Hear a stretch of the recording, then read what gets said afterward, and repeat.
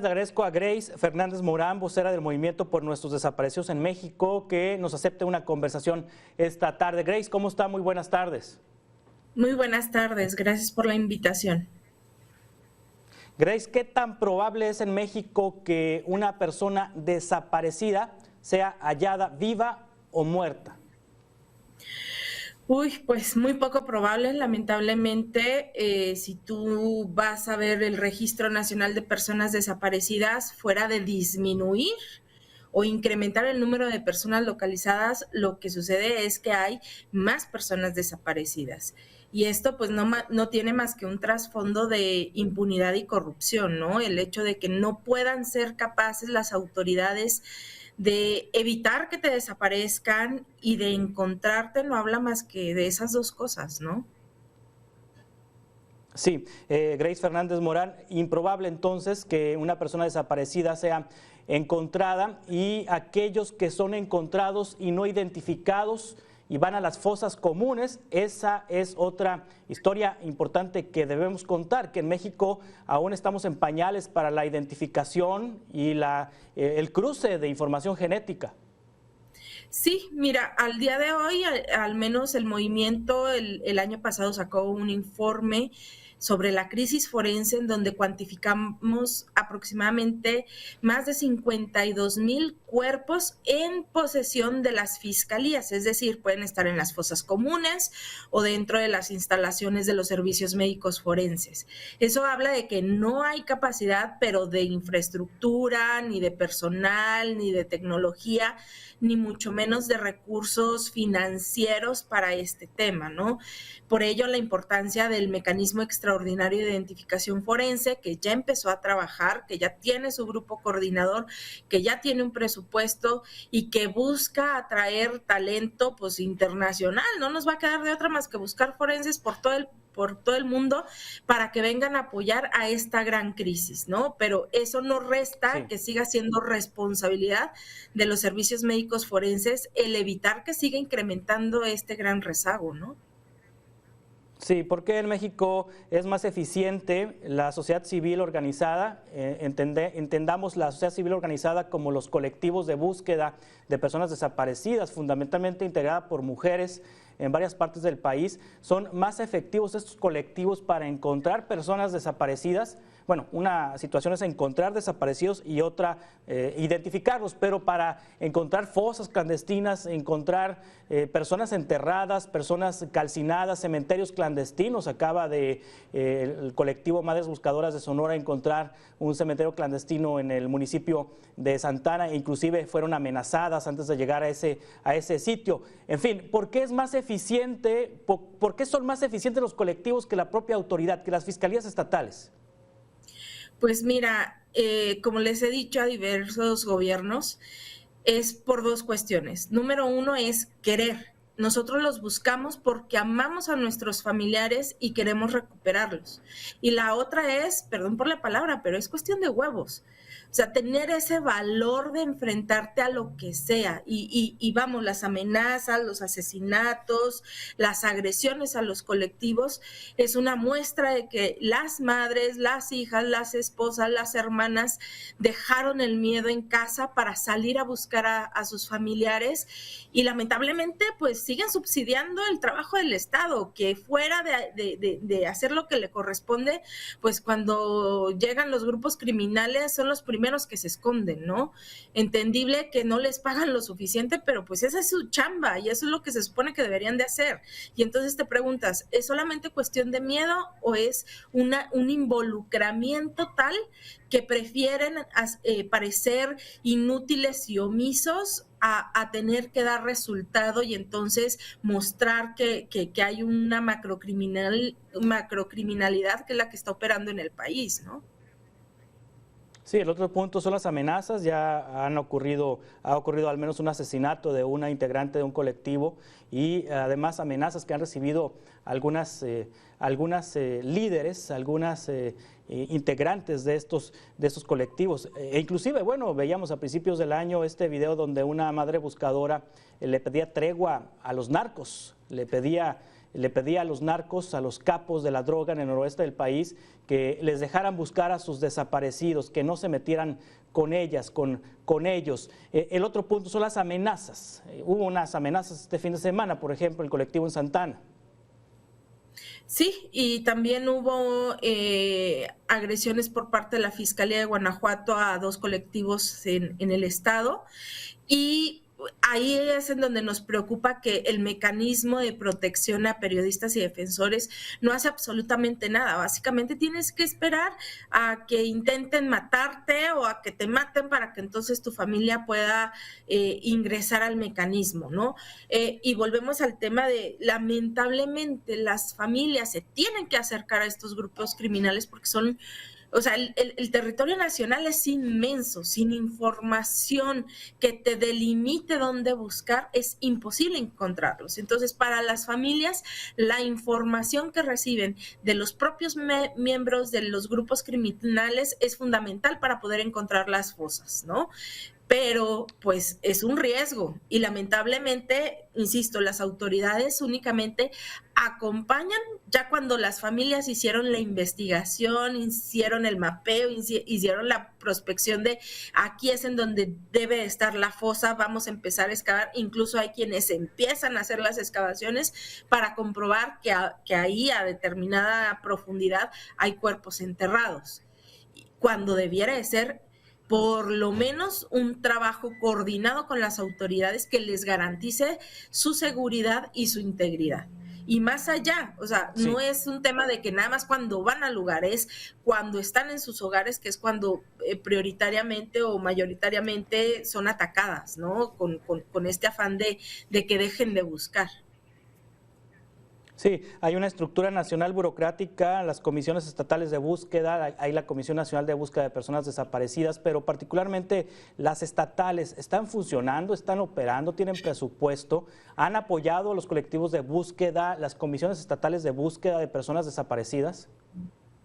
Mira, no puedo generalizar, pero sí hay una gran deuda por parte de los estados hacia lo que fue y sigue siendo la apuesta de las familias, que es las comisiones estatales de búsqueda. Si bien la gran mayoría ya está obteniendo subsidio federal para operar, la realidad es que no es suficiente y le corresponde también a los estados aportar dinero y aportar personal para poder hacer verdaderas labores eficientes de búsqueda y de identificación. Y pues distan mucho, ¿no? O sea, vemos, por ejemplo, el Estado de México que contrario a la gran mayoría no baja subsidio federal, pero el recurso que le dan del Estado no es suficiente, ¿no? Y vemos, por ejemplo, Nayarit, que no baja casi nada de recursos porque no tiene ni siquiera para darle para una oficina, ¿no? Entonces, las condiciones son precarias y esto es un tema de voluntad. Si no quieren los gobiernos estatales invertir en algo que no les va a permitir tomarse una fotografía y salir difundiendo, miren, yo estoy trabajando, pues esto no va a dejar de suceder, ¿no? Lamentablemente. Sí, ¿cómo debe ser el protocolo que debe seguir una fiscalía estatal en el momento en que encuentra un cuerpo, algún colectivo o la propia fiscalía encuentra un cuerpo que no está identificado?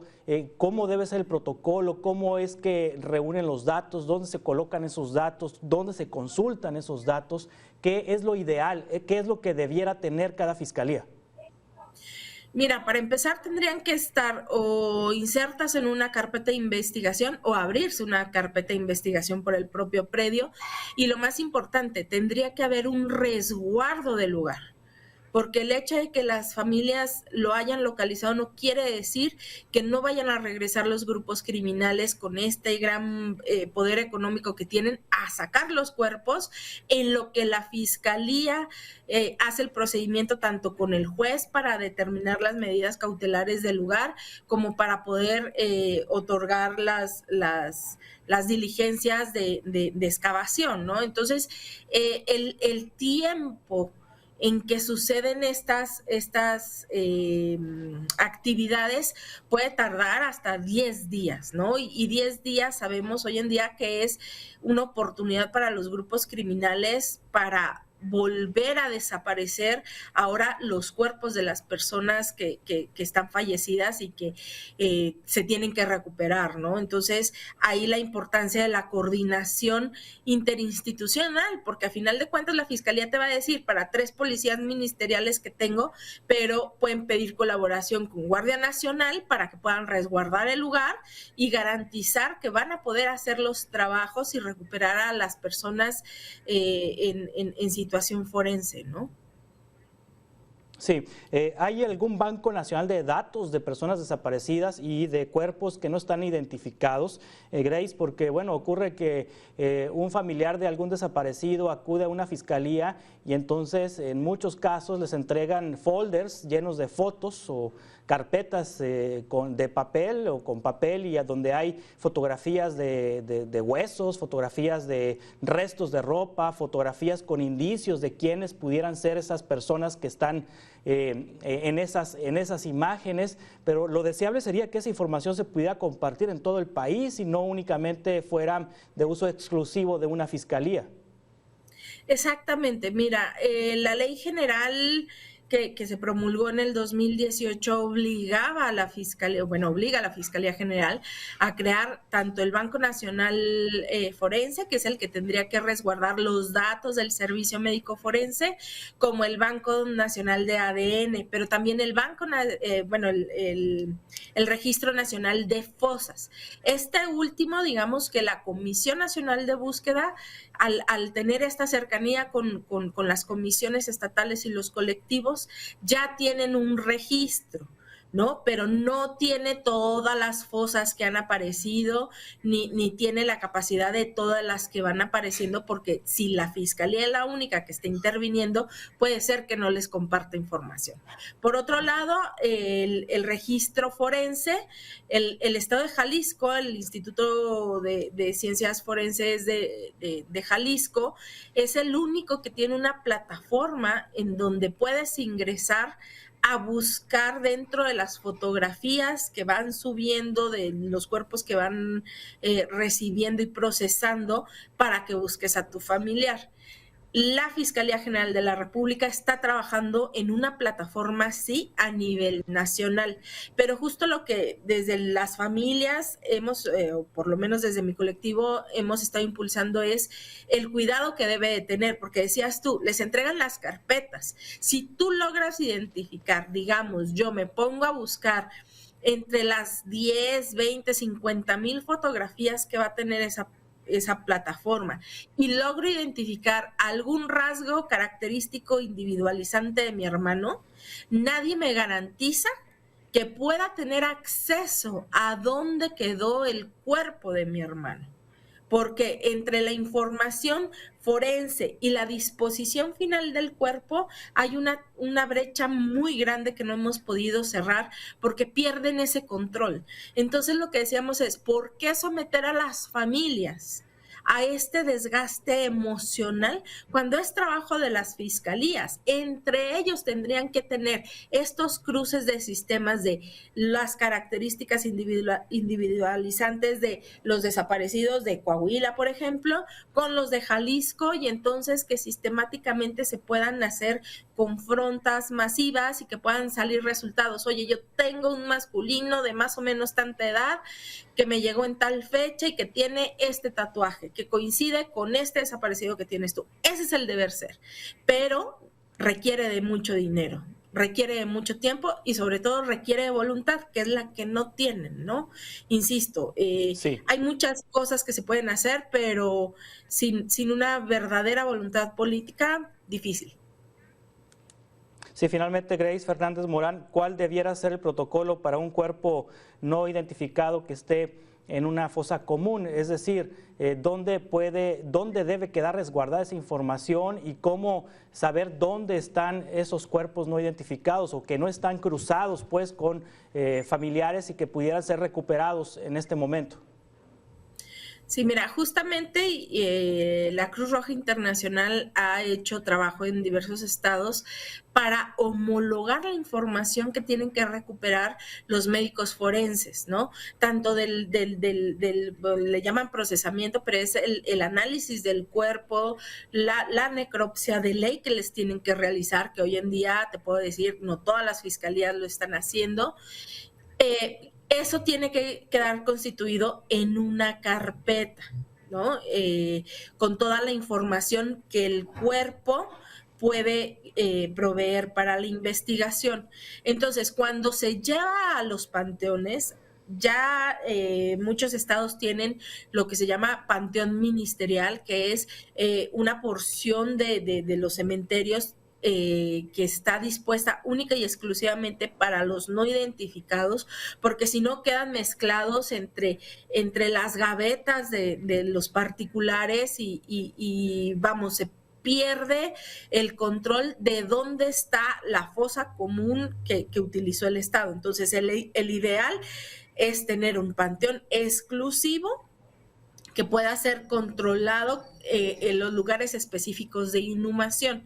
Y cuando hacen la inhumación, tiene que haber un control documental, pero también físico, que pueda identificar este es el cuerpo correspondiente a la carpeta fulanita de tal, para cuando tú hagas la exhumación tengas vamos, ese control o esa seguridad de que ese cuerpo es el de esa carpeta, ¿no? Siempre hablamos de que la parte genética es la última. Si tú tienes los elementos que da el cuerpo y el control, la cadena de custodia, la trazabilidad de dónde llegó y a dónde fue dispuesto el cuerpo, no es necesaria la genética, ¿no? Para las dudas, para la certeza puede ser, pero no como único control para poder saber quién es la persona, ¿no?